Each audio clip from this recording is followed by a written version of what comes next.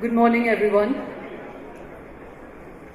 I'm the managing editor of Tehelka, and I'd like to extend a very, very warm welcome to all of you here for making the effort to come for this third edition of Think.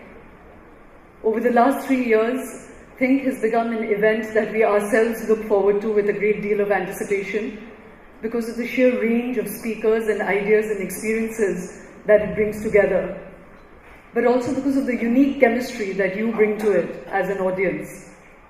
Many of you are new, but many of you are here for the second and third time, and we thank you for being such keen and committed thinkers and co-travelers. Think began, as most things in Tehelka do, as the seed of an idea in Tehelka editor and publisher Tarun Tejpal's head. And like most things to do with Tarun, it's now ballooned into a many-limbed giant on the landscape. I've known Tarun and worked with him for 20 years, and whether it's as a writer or a journalist or a publisher or a public figure, he's never satisfied with the status quo. He's always restless, always fecund, always pushing the boundaries. As a team, we have a joke that if Tarun comes up with an idea, you better hire a country, because that's the scale he'll want it at. And so I take great pleasure in inviting him on stage today to share his idea for Think and why we made it. But before that, there are a lot of people we need to thank for making this possible. Our title sponsor, Airtel, our principal sponsor, SR, our associate sponsors, Adani, Shivas, Absolute, JSW, and Wave, supporting sponsors, Bhel, DLF, Goa Tourism, UPT. Our session sponsors are DCB Bank, Galgotia University, Indus Bank, Louis Philippe, Maharashtra Tourism, Pipau, Salgaonkar, Unitech, United Phosphorus, and Konkan Irrigation Development Corporation. We have a product display by PC Jewelers and Toyota. Our health partner is Miot International. Our beverage partner is Coca-Cola. Our magazine partner is Planet Goa. Our newspaper partner is Hindustan Times. Our bookstore is Full Circle. And we have a wonderful art gallery outside by the Delhi Art Gallery, and there'll be an auction of those paintings on Saturday night. So welcome everyone, and I look forward to a great 3 days. Thank you. Please welcome Tarun Tejpal.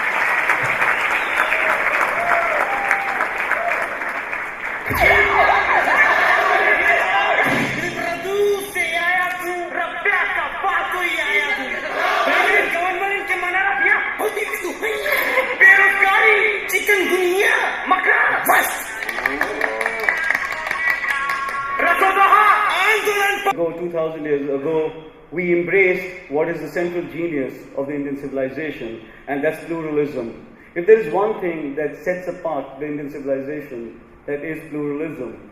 I say this because as we come into 2013 and we become more and more integrated commercially with the wider world, we are recognized as a rising commercial power. We also run the threat of ending up in a kind of dangerous cul-de-sac as we pursue this new idea of India that we believe in. There is only one idea of India that we can embrace, and that idea of India was in a sense set in stone for us more than 60 years ago. And that idea of India really is an idea that bases itself on the pillars of equity, justice, egalitarianism, modernity. And when I say modernity, I mean really shrugging off very many complex and oppressive burdens of the past. I often say this because I say this in a very elite room with very, very elite people. This is the elite of India, the movers and shakers. And it excites me that we can get the movers and shakers out of bed at 8 o'clock in the morning, not to watch Sachin Tendulkar play in Australia, but to come and listen to ideas. But a society is finally what its elite are everywhere in the world. It's been so for the 5,000 years that people have existed. And we are going to be told very soon this morning that 5,000 years of recorded human history is not even a drop in the story of man. We have a speaker here with us whose family has actually tracked the origins of man for the last 90 years. And I'm hoping she'll shed some light and give us some perspective on how long, arduous and complex the story of man is. But to come back to where we are now, what we really pursue, I think, is simply opening up our own minds and the minds of people who come. Because I think we are in this country at least, and around the world probably, we are at a very strange bend in the road. Even as the means of communication multiply, Even as we become more and more accessible to each other, we are also falling into greater silos. You see more hatred and venom on the internet and on Twitter and on Facebook. I mean, it's very strange, it's very paradoxical, and which is the reason why one should imbue oneself with doubt. Nothing is quite linear.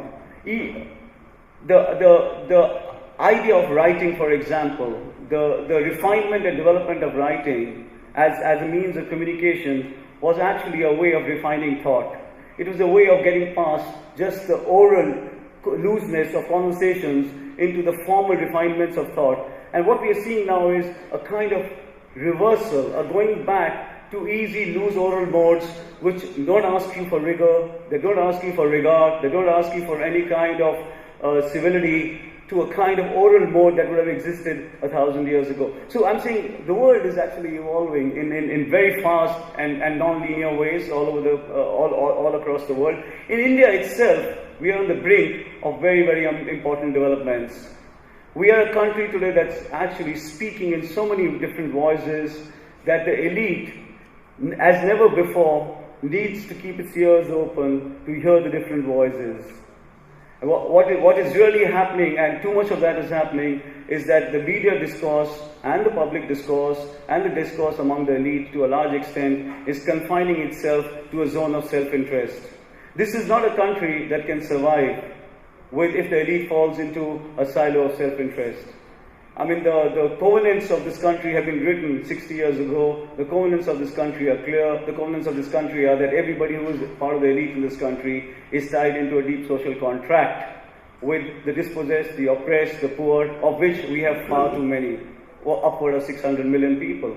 So we are really, I mean, if we have thing going, and if we have it for the elite, and the real reason always is we want to engender these conversations that force us, and as you know, those of you who attended Think in the past, we try and bring in the voices of the marginalized, the voices of the oppressed, always onto this stage so that you can hear them.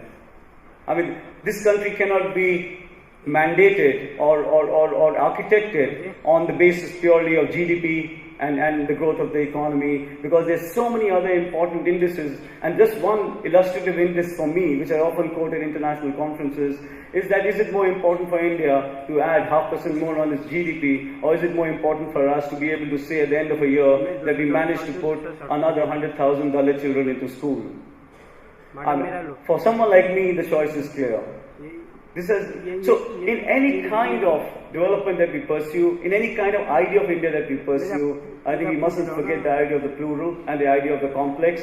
Embracing complexity is de rigueur in India, and I hope, coming to think, listening to this incredible array of fine minds from across the world, we'll be reminding ourselves that a lot of the most exquisite and important work happening across the world has nothing to do with money. It actually, what will change our lives, some of the finest exemplars of human achievement have nothing to do with either the pursuit of money or the making of money. What they have to do with is actually pursuing far more deeper and fundamental things. I'm sure in the next 3 days you will encounter a lot of these terrific achievers, terrific brains who come here from across the world to have a conversation with us. Enjoy yourselves. Shout for anybody from Think of the Helka if you need anything. And be a good audience, and we promise to be good hosts. Thank you.